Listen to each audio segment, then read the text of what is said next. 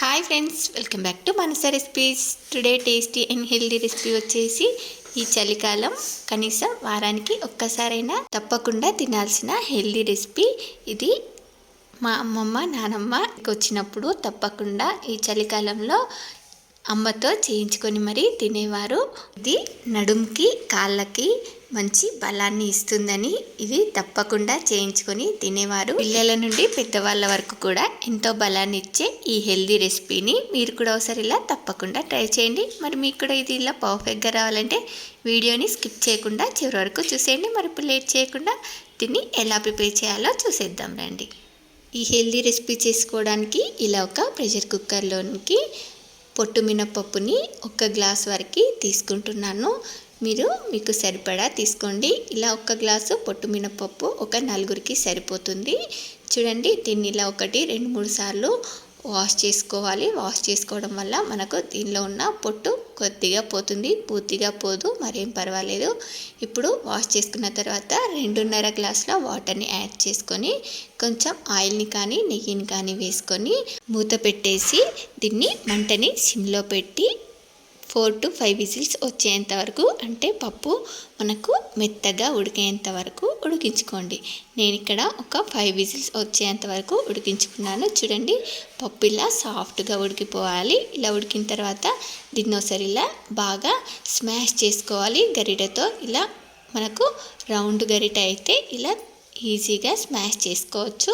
ఇలా కొంచెం స్మాష్ చేసుకున్నట్టుగా చేసుకున్న తర్వాత ఇప్పుడు దీనిలోకి ఇలా 1 గ్లాసు, మనం ఏ గ్లాస్తో అయితే పప్పుని తీసుకున్నామో అదే గ్లాస్తో 1 గ్లాస్ బెల్లంని యాడ్ చేసుకొని దీన్నంతా కూడా ఒకసారి ఇలా బాగా మిక్స్ చేసి మళ్ళీ స్టవ్ ఆన్ చేసి స్టవ్ పై పెట్టి దీన్ని ఇలా బెల్లం మొత్తం కరిగిన తర్వాత ఇది మనకు కొంచెం చిక్కబడేంత వరకు ఉడికించుకోవాలి. చూడండి, బెల్లం కరిగిన తర్వాత ఇది ఇలా పలచబడుతుంది. ఇప్పుడు దీన్ని ఇలా ఒక 5 to 6 మినిట్స్ పాటు ఉడికించుకోవాలి. ఇది ఇలా ఉడుకుతున్నప్పుడు దీనిలోకి ఒక 2-3 స్పూన్స్ నెయ్యిని యాడ్ చేసుకొని మరొక 2-3 నిమిషాలు ఉడికించుకుంటే సరిపోతుంది.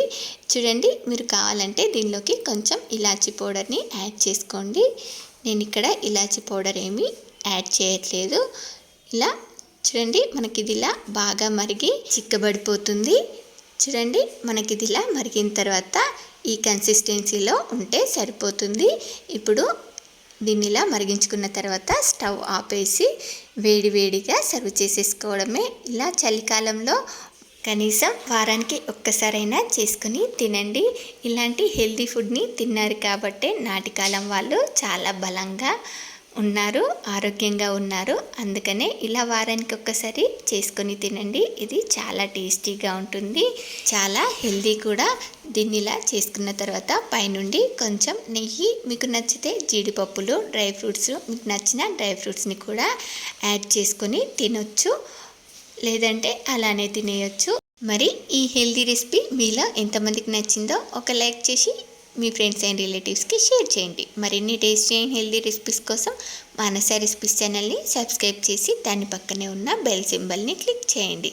Thank you for watching my video.